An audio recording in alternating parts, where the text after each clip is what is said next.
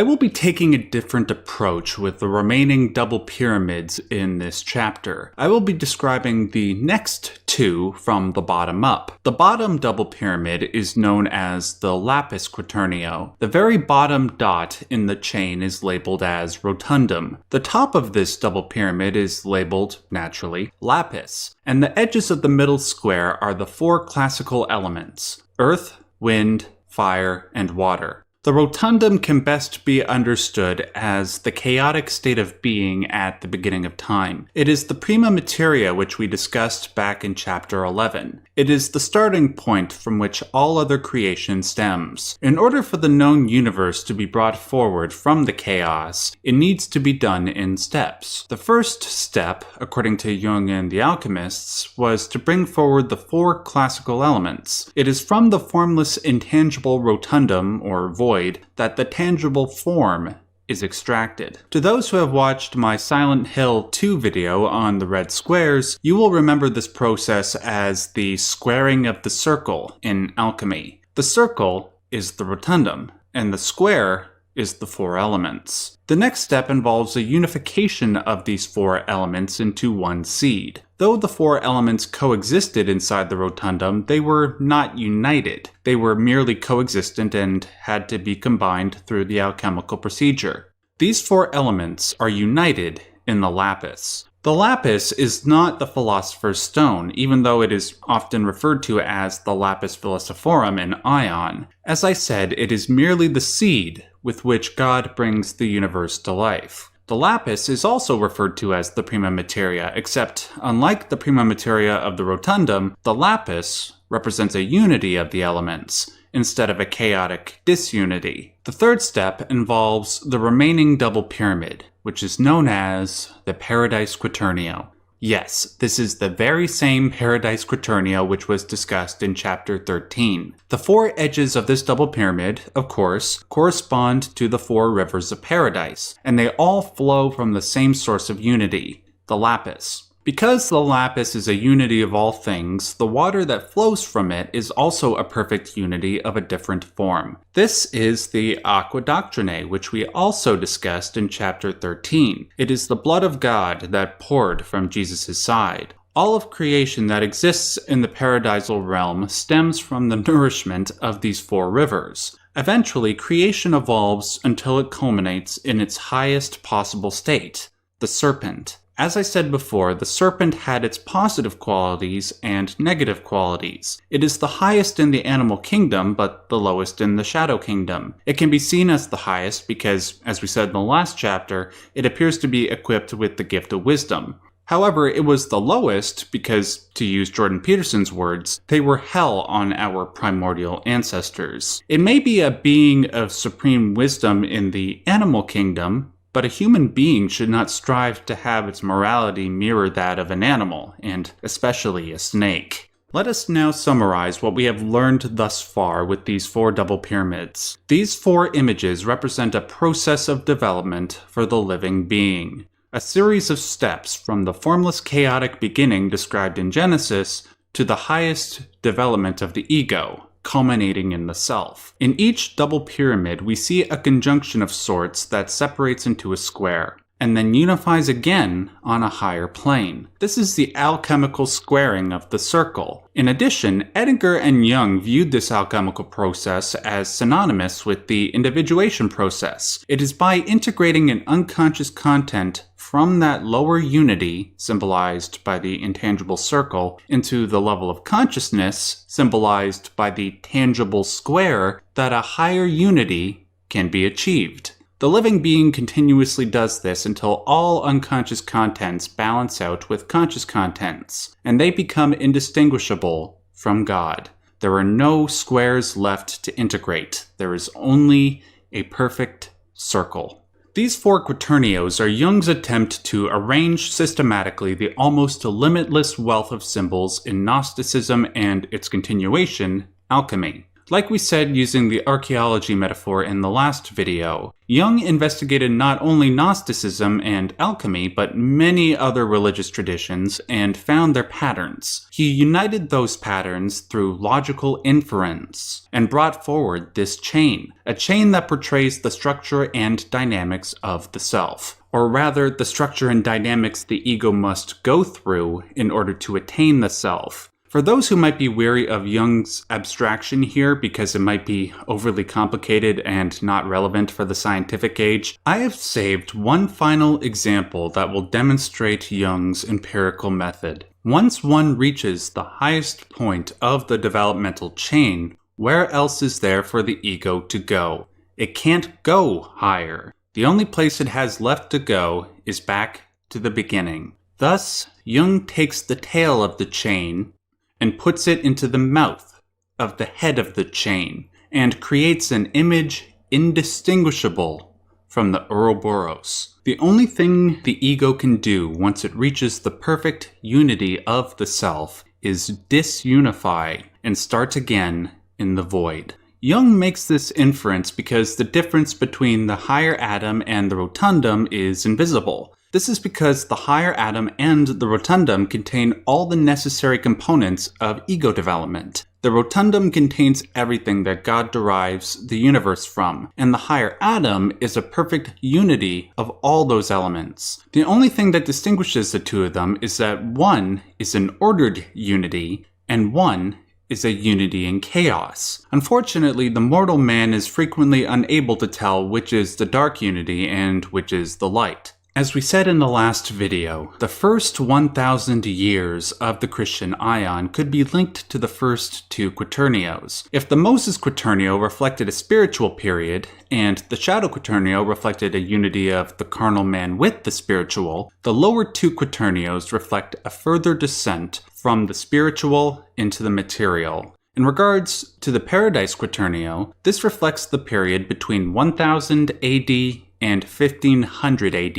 Jung associates it historically with the emergence and development of alchemy. This is the time when the spiritual realm moved beyond the church, and human beings tried to interpret the functions of the natural world through spiritual terms. In regards to the Lapis quaternio, this is the period between 1500 AD and 2000 AD.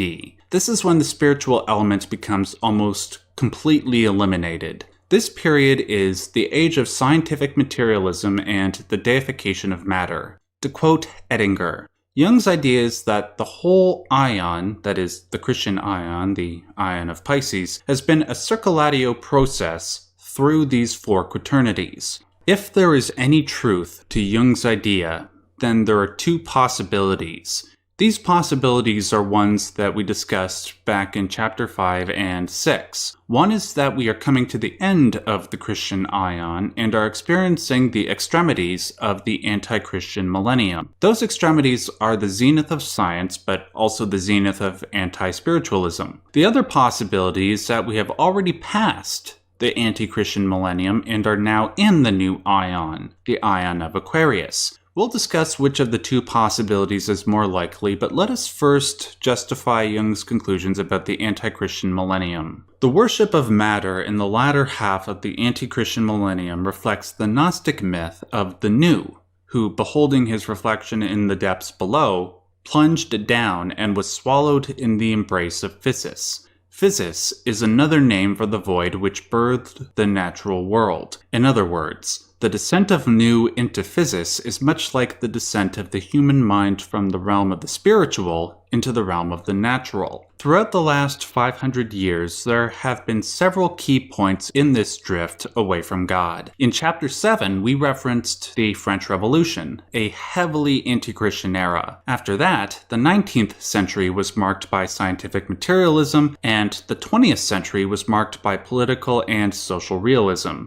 To use Jung's words, it is 20th century realism which has turned the wheel of history back a full 2,000 years and seen the recrudescence of the despotism, the lack of individual rights, the cruelty, indignity, and slavery of the pre-Christian world, whose labor problem was solved by the ergastulum, the convict camp. The transvaluation of all values is being enacted before our eyes. While Jung's relation of his chain to the Aion of Pisces is certainly debatable, what isn't arguable is that there certainly has been a drift towards anti-religious sentiment in the last 500 years. The most recent century has arguably been the bloodiest in human history, with the various genocidal campaigns of the dictator states, all of which was justified via the aforementioned transvaluation of values. While the present has not seen this level of bloodshed, what we continue to see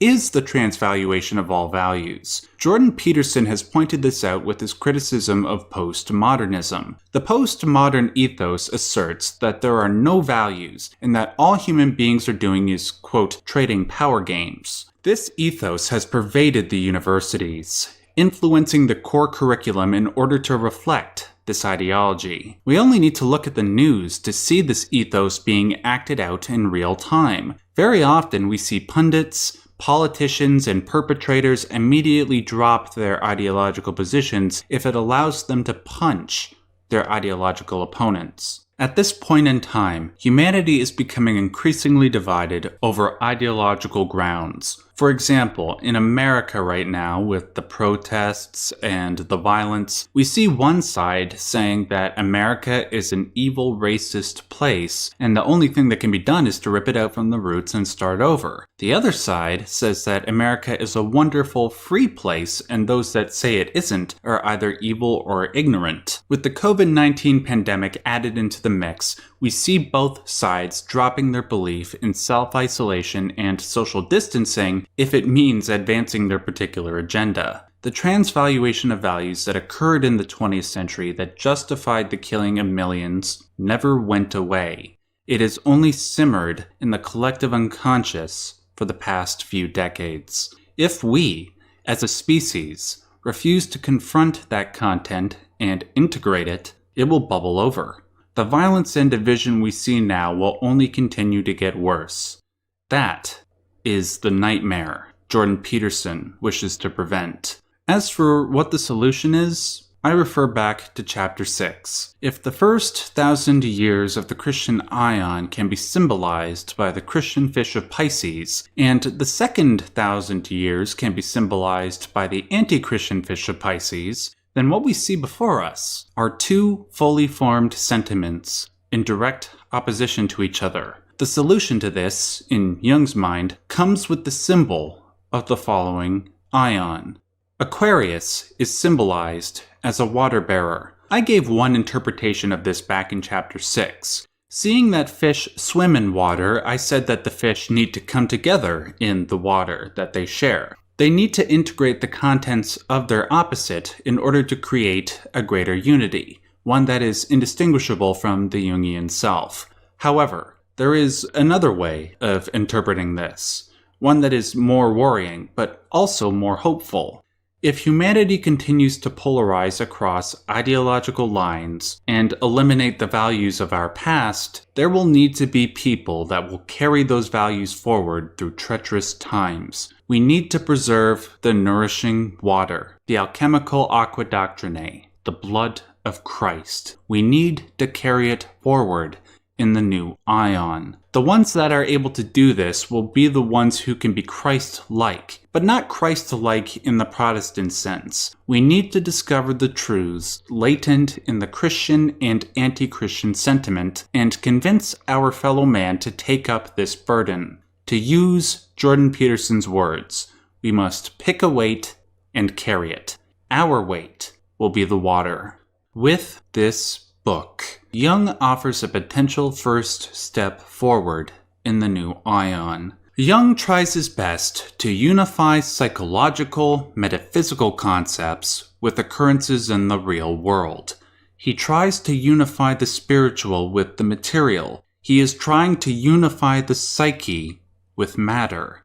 To many, this might seem like a pointless, misdirected exercise, but to that, Jung responds, quote, "Psyche cannot be totally different from matter, for how otherwise could it move matter? And matter cannot be alien to psyche, for how else could matter produce psyche? Psyche and matter exist in one and the same world, and each partakes of the other. Otherwise, any reciprocal action would be impossible.